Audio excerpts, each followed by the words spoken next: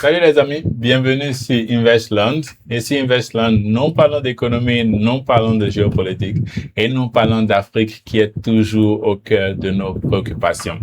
Aujourd'hui, nous allons parler de la nécessité d'une loi sur des agents étrangers dans les pays de l'AES.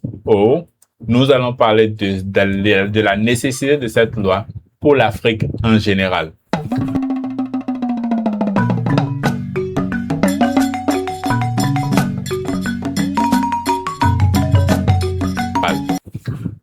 Pourquoi il est nécessaire que nous parlons d'une loi sur les agents étrangers?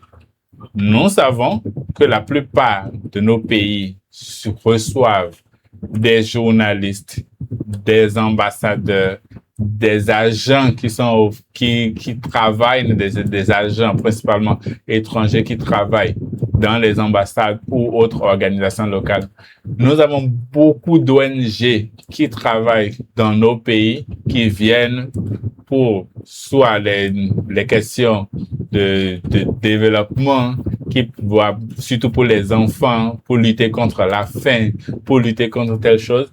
Et généralement, nous n'avons pas un contrôle sur qui fait partie de ces ONG et qui les financie.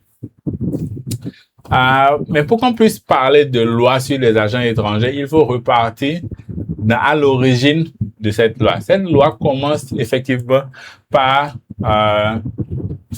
les Américains qui, peu avant la Deuxième Guerre mondiale, ils avaient la peur au ventre que les nazis ou les soviétiques puissent faire de la propagande sur le sol américain et influencer la politique américaine, influencer les citoyens américains. Donc, ils ont adopté une loi en 1938 qui littéralement disait que si vous êtes un agent qui recevait des financements pour vos activités sur le sol américain, et ces financements viennent de l'extérieur, de n'importe quelle agence de l'extérieur, vous devez vous déclarer comme agent étranger. Donc, si vous êtes un individu et vous faites du lobby pour, je ne sais pas, une autre entreprise, vous devez vous déclarer comme agent étranger. Si vous êtes une entreprise, un cabinet de conseil et vous avez un impact sur la population, vous communiquez avec la population américaine, vous devez vous déclarer comme agent étranger. En résumé, qu'est-ce qu'ils sont en train de dire? Si vous avez accès à notre population, vous pouvez parler à notre population, vous êtes un agent étranger quand vous êtes financé par n'importe quelle organisation qui ne soit pas américaine. Donc, ce n'est pas si le gouvernement américain qui vous financie, c'est OK, il n'y a pas de souci. Mais si c'est une entité externe aux États-Unis qui vous finance, même que ce soit l'ONU ou autre chose, vous êtes un agent étranger sur le territoire américain. Encore plus si vous êtes financé par un pays que les États-Unis considèrent comme ennemi. Donc, vous êtes encore plus agent étranger que ce qu'il ne doit. Et tout ça, ça permet quoi? Ça leur permet quoi? Si vous enregistrez comme agent étranger, ça permet qu'ils puissent vous contrôler, qu'ils puissent vous suivre, monitorer ce que vous faites, avec qui vous parlez. Donc, ils peuvent savoir que cette personne est financée par une nation ennemie, une nation étrangère. Ils peuvent suivre vos pas. Ils veulent savoir avec qui vous parlez, de quoi vous parlez. Ils peuvent savoir exactement tout ce qu'ils veulent, tout ce qu'ils veulent de votre vie. Et le cas échéant, si nécessaire, vous renvoyer chez vous. Comme si vous êtes considéré comme une menace, ils peuvent vous renvoyer chez vous de forme immédiate. Bien. Pendant longtemps, c'est vrai que pendant longtemps, c'était seulement les États-Unis qui faisaient ça. Jusqu'à ce que la polémique éclate en 2012, où quand les Russes ont adopté une loi similaire à la loi américaine. Évidemment, nous savons que qui financie les ONG généralement à travers le monde, ce sont les Américains. Donc, ce sont les agences américaines qui financent les ONG, même de plusieurs façons, des lobbies de plusieurs types, et ils ont une communication extrêmement intense. Donc, les Russes ont décidé d'adopter une loi qui est très proche et très similaire à la loi américaine, où n'importe qui est financé par n'importe quelle entité externe à la Russie est considéré comme un agent étranger.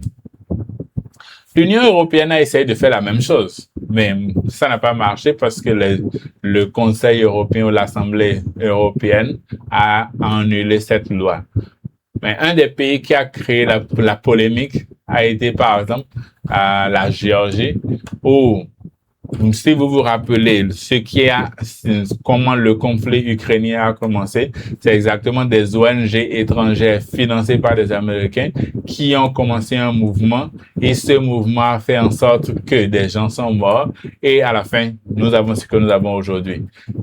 Dans la peur d'avoir le même effet chez eux, les Géorgiens ont essayé de créer cette loi en disant que n'importe quelle entité qui reçoit plus de 20% de son budget de l'extérieur est considéré comme une agence étrangère, comme un agent étranger.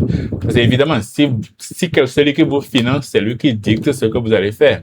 Donc, si je suis une entité étrangère, je finance, que je donne de l'argent à une ONG qui est dans votre pays, vous ne savez pas ce que je veux. Et moi, je dis aux gens ce qu'ils doivent faire.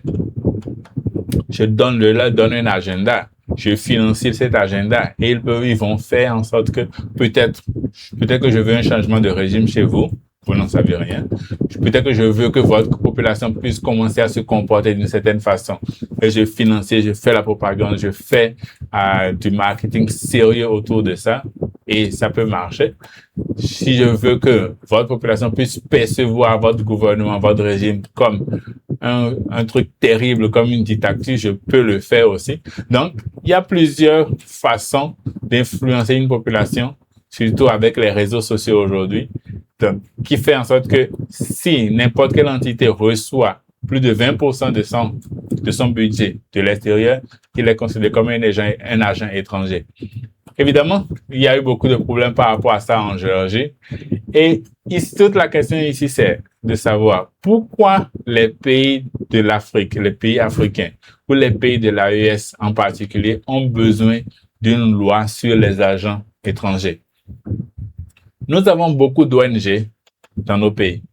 Nous avons beaucoup d'ONG qui sont financées par des institutions internationales qui n'ont pas nécessairement les mêmes agendas que nous, que les pays en question, et c'est parfois ces agendas ne sont même pas alignés avec ce dont nous avons besoin. Nous avons beaucoup d'ONG qui sont financées par des pays qui officiellement se déclarent nos ennemis. Donc, comment est-ce que nous pouvons permettre que ces gens puissent venir librement et parcourir nos territoires sans aucun type de contrôle? Pardon, en Chine, il y a certains endroits où si vous n'êtes pas chinois, vous ne pouvez pas aller. Vous êtes étranger, vous n'allez pas. Mais nous remarquons qu'en Afrique, par exemple, n'importe quel étranger peut venir avec son passeport. Il peut traverser toute l'Afrique sans aucun problème. Si nous prenons le cas particulier des pays de l'AES, nous savons qu'ils ont un ennemi. C'est vrai que le Mali, le Niger, le Burkina ont essayé de faire une réforme, une relation au numéro d'ONG qu'il y avait sur le territoire, des ONG qui avaient l'autorisation pour exercer leurs activités dans une certaine localité, se retrouvaient dans d'autres localités où ils n'avaient rien à faire, ou des ONG qui étaient venues pour l'agriculture, les cultures maraîchères, mais subitement sont en train de travailler avec les enfants orphelins. Donc, nous avons eu des cas bizarres d'ONG qui sortaient complètement de l'agenda qu'ils ont déclaré et pourtant continuaient d'être financés. Ou nous avons eu aussi le cas où ils ont envoyé de l'argent pour financer certaines choses, mais à la fin, est-ce que vraiment ça a été financé? Parce que l'argent passe par les ambassades, passe par certaines organisations, certaines institutions financières locales, mais qui sont des filiales d'institutions étrangères. Et là, à la fin, on ne sait pas comment cet argent est distribué, on ne sait pas à quoi il sert. Nous étions ici quand nous avons vu que supposément l'USAID avait envoyé des millions au Mali pour la cohésion sociale et on n'a jamais su par où cet argent est passé, qui l'a financé, à quoi il a servi. On n'en savait absolument rien. Donc, je crois qu'il est nécessaire qu'il faut prendre une loi pour enregistrer ce que l'on considère comme agent étranger. Quand on dit agent étranger, ça peut être un journaliste qui travaille par exemple pour un journal étranger, par exemple, on suppose RFI. Il y a un journaliste local qui travaille pour lui, peut être considéré un agent étranger parce qu'il, s'il émet, les communications qu'il émet ne sont pas dans l'intérêt ou alignés avec les objectifs du peuple ou ne sont pas véridiques, simplement. Si vous regardez dans les autres pays, la plupart du temps, ces journalistes sont extrêmement surveillés. Donc, c'est pas n'importe quelle, une télévision chinoise ne peut pas aller à la Maison Blanche et aller faire une interview au président américain, par exemple. Même dans la salle de conférence de la Maison Blanche, une télévision chinoise ne peut pas apparaître et commencer et poser des questions. Une télévision russe, on n'y pense même pas. Mais chez nous, c'est possible. Donc, parfois, vous voyez les gens de la télévision européenne qui parcourent tout le pays entier avec caméra à la main, montrant tout ce qu'ils veulent montrer. Ce n'est pas possible. Donc, il faudrait qu'on puisse classifier ce genre de choses. Les agents étrangers, évidemment, les ONG principalement, n'importe quelle entité, n'importe quel individu qui vient et qui veut monter un projet et son financement est 100% de l'extérieur ou même, moi, je suppose que jusqu'à 5%, c'est déjà beaucoup parce qu'il faudrait que ça doit être local, ça doit être aligné avec nos objectifs. Si nous n'avons pas intérêt à ce que vous soyez là, il faut que vous ne pouvez pas être là. L'UNICEF, par exemple, les gens passent par l'UNICEF pour pouvoir espionner nos pays et pouvoir inculquer des comportements que nous ne voulons pas nécessairement. Surtout avec les enfants. Je considère pas les écoles internationales qui sont là. Il y a des écoles internationales qui sont réservées pratiquement aux fils d'ambassadeurs et autres. Il faut aussi faire attention à ça. Qui vient travailler dans les ambassades? Il faudrait qu'on puisse avoir un contrôle. Donc, nous devons peut-être prendre un exemple sur la propre loi américaine sur les agents étrangers, la loi russe sur les agents étrangers, pour faire une loi propre et dire ce que nous considérons être un agent étranger qui est capable d'influencer notre population, qui est capable de semer la discorde et d'influencer la cohésion sociale dans notre pays. Il est important que l'on puisse penser à ça.